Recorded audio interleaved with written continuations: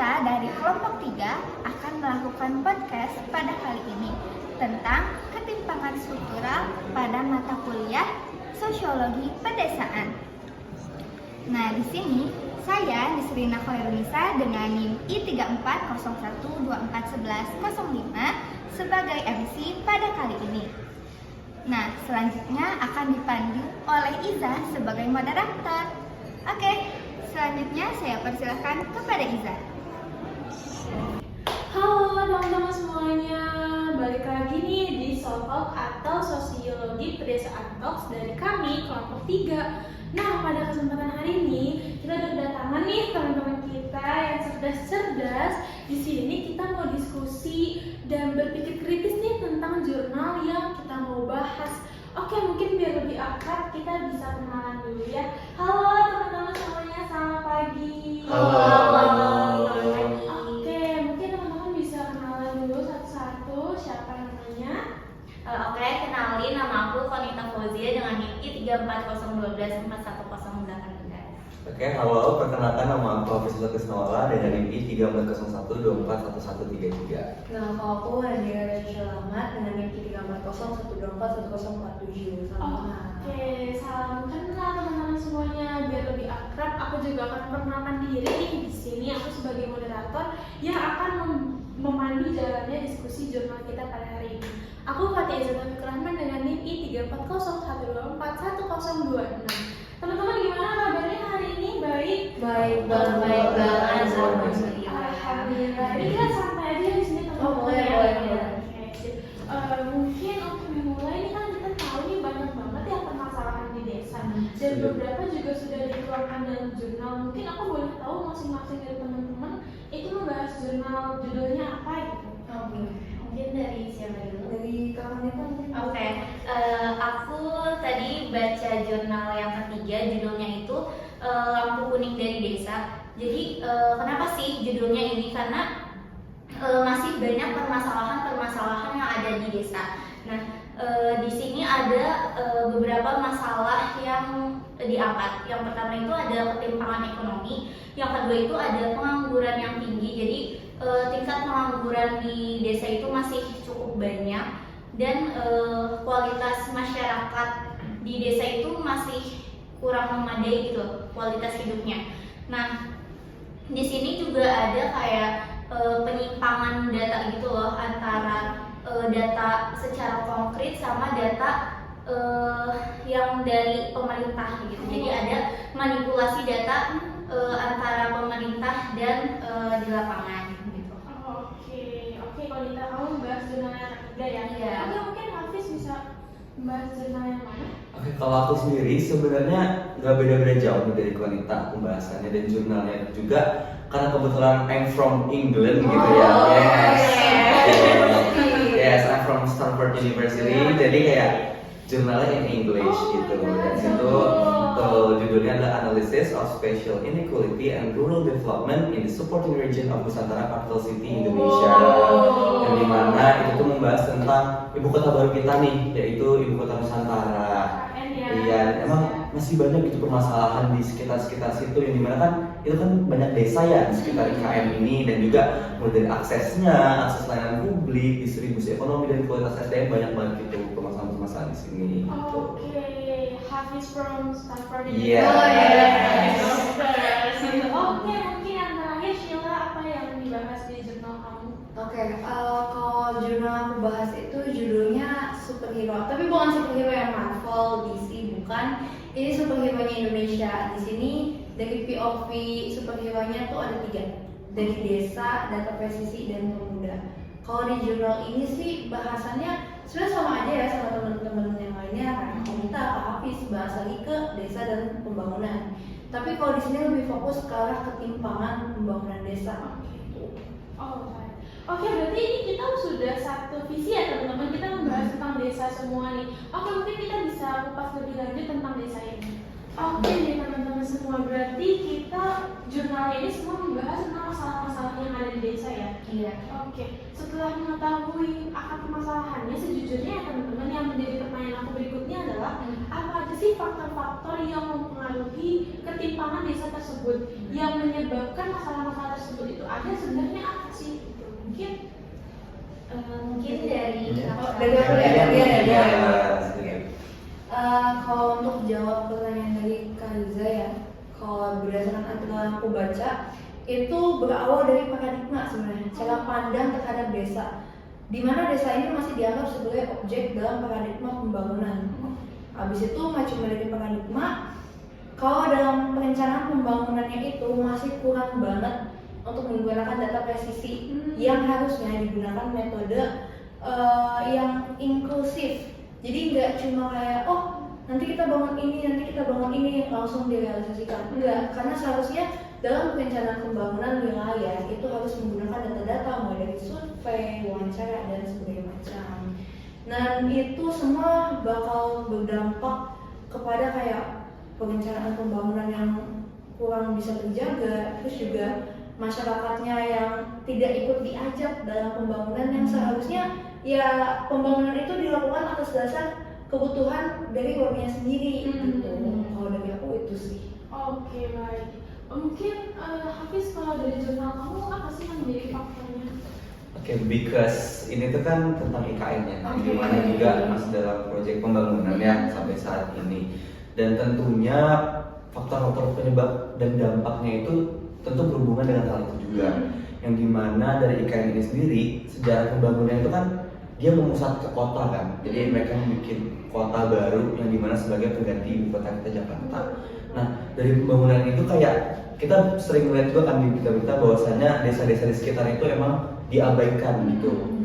Nah, dan juga alokasi sumber dayanya itu nggak merata, terutama infrastruktur dasar kayak jalan ke arah IKN-nya aja dari desa ke IKN masih banyak yang kurang layak gitu.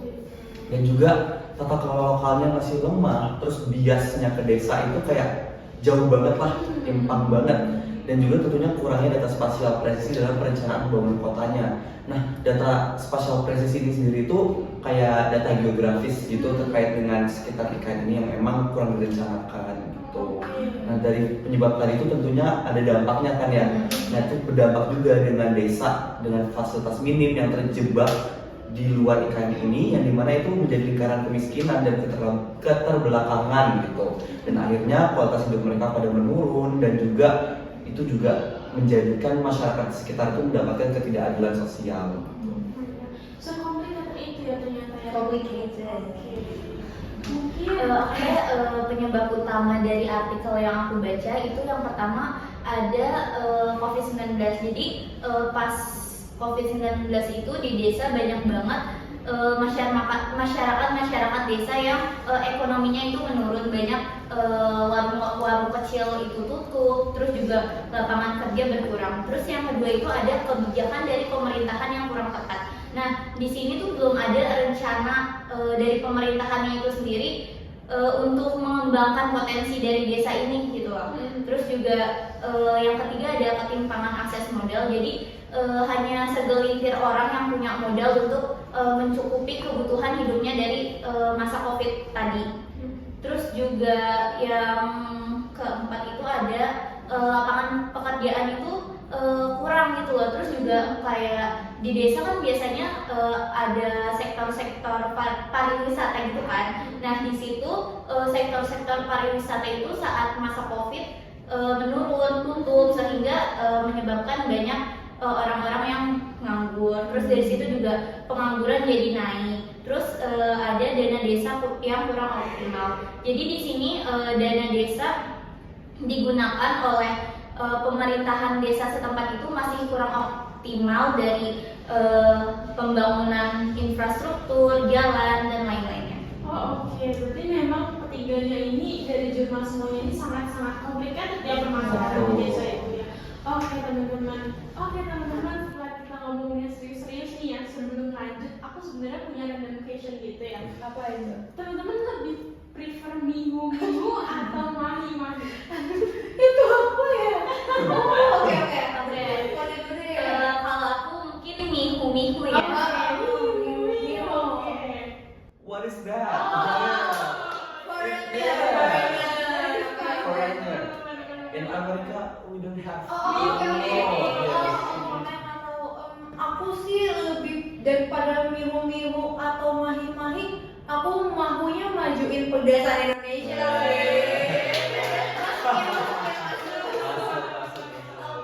Oke, karena niatnya itu mau majuin majuin pedesaan di Indonesia nih ya. Kira-kira dari jurnal yang teman-teman baca, apakah sudah ada kebijakan atau langkah-langkah yang diambil oleh pihak-pihak untuk mengatasi ketimpangan desa tersebut, teman-teman? Mungkin dari Stanford dulu. Stanford Sorry, University. ya. Oke, kalau from my journal sendiri, emang udah ada beberapa kebijakan ataupun langkah-langkah yang udah diambil nih sama pihak-pihak, mulai dari teman-teman sih tahu program dana desa. Iya. Yes. Jadi program tersebut kayak sudah diaplikasikan gitu sama pemerintah di sana. Tapi emang kan program itu dilakukan untuk pengentasan kemiskinan kan. Tapi emang itu tuh belum optimal gitu. Jadi hasilnya belum signifikan buat mengurangi ketimpangan di sekitar area IKN tersebut. Dan juga tadi kan aku sempat nyinggung juga terkait dengan data desa presisi ya. Nah, melalui drone participatory mapping atau DPM itu tuh jadi mereka ngambil inovasi baru gitu buat pemetaan spasial. Nah, pemetaan spasial sendiri itu tuh kayak distribusi sumber daya dan yang lain gitu. Jadi akhirnya dari pemetaan tersebut tuh jadi lebih akurat dengan yang Inggris tadi itulah yang susah itu. Nah, terus habis itu juga yang terakhir ada kebijakan berbasis spatial justice yang tadi aku bilang juga, yaitu distribusi sumber daya yang mendorong partisipasi masyarakat dalam perencanaan pembangunan sekitar IKN tersebut. Gitu. Thank you, Imanisman. Ya, sure. Luar biasa ya kebijakannya. Mungkin selanjutnya. Oke, mungkin dari aku ya. Oke, kalau dari aku langkah apa sih yang harus kita lakukan terutama dari POV pemerintah untuk mengembangkan desa ini. Nah, yang pertama itu kita menggunakan data dari desa langsung supaya program pemerintah benar sesuai sama kebutuhan warga. Nah, kita ambil contoh misalnya pemerintah ingin ngasih bansos gitu. Jadi kita harus ngambil data langsung dari desa itu tersebut gitu. Nah, yang kedua itu pemerintah harus bisa merencanakan program-program yang memang bisa mengembangkan potensi dari desa tersebut. Nah, fokusnya itu bisa pada bidang pertanian, peternakan, perkebunan, dan lain-lainnya. Nah, yang ketiga itu ada menggunakan dana desa yang tepat. Jadi dari pemerintahan desa itu sendiri mengelola dana itu harus tepat gitu. Jangan asal pakai aja. Terus juga di sini untuk mengembangkan desa kita juga harus bisa melibatkan kayak perguruan tinggi. Contohnya kayak kita harus melibatkan mahasiswa, dosen, peneliti untuk membantu mengeluarkan ide-ide kayak dari perkembangan teknologinya atau hal lainnya. Gitu. Oke banget nih Anita. Oke, mungkin dari Sheila, apa saja kebijakan atau langkah-langkah yang sudah diambil untuk mengatasi ketimpangan tersebut?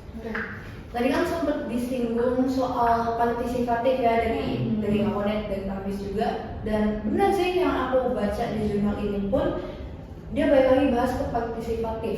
Harus partisipasinya itu menyeluruh, mulai dari masyarakat, pemerintah itu harus bekerja sama dalam membangun pedesaan yang lebih maju. Jadi kayak yang awalnya pembangunan desa itu hanya pemerintah saja, nah boleh ini harus mengajak warganya untuk masuk. Habis itu juga yang tadi aku bilang soal paradigma di desa itu dijadikan objek. Seharusnya untuk solusinya adalah jangan menjadikan desa itu cuma jadi objek aja, tapi menjadi subjek.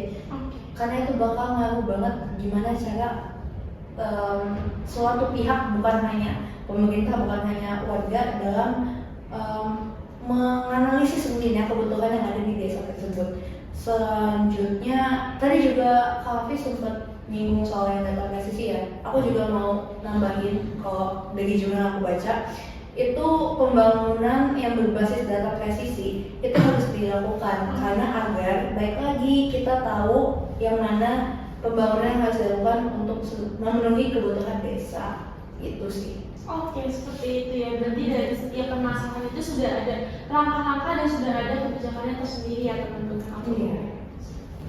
Oke teman-teman. teman-teman, setelah pembicaraan kita, diskusi yang kritis dan panjang ini nih teman-teman, mungkin dari teman-teman sendiri apakah ada suatu kata-kata harapan gitu untuk desa di Indonesia, atau mungkin teman-teman mau bilang apa gitu ke teman-teman yang nonton gitu? Boleh. Oke, mungkin siapa duluan, silakan.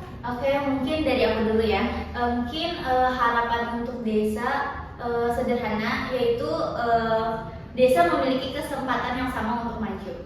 Oke, amin. Oke, semoga tercapai ya harapannya. Oke, mungkin dari Englishman ini. Oke, as a speaker gitu ya. Yang dari sebenarnya not Stanford University teman-teman. But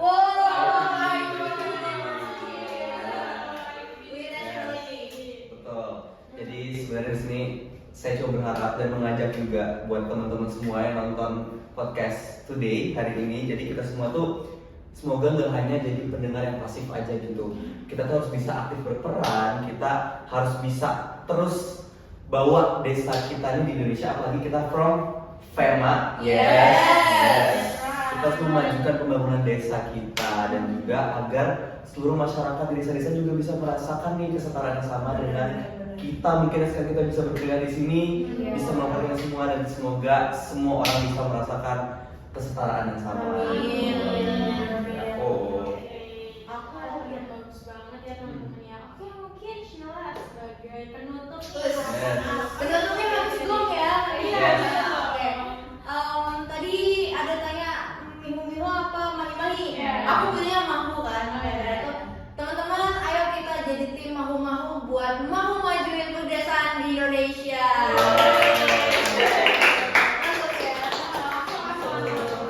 Oke teman-teman semua, nggak kerasa nih kita sudah berada di penghujung acara ya. Kita sudah selesai membahas jurnal-jurnal yang kita kritisi hari ini.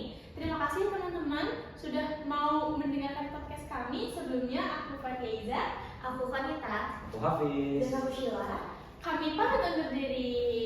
Kurang lebihnya mohon maaf. Wassalamualaikum warahmatullahi wabarakatuh. Bye. Sampai ketemu di podcast berikutnya. Bye. Guys, kita pasal berikut tahu kan? Guys, kali ini sekian dari kelompok kami. Mudah-mudahan bisa membawa manfaat dan menambah wawasan kalian ya. Oke guys, bye-bye.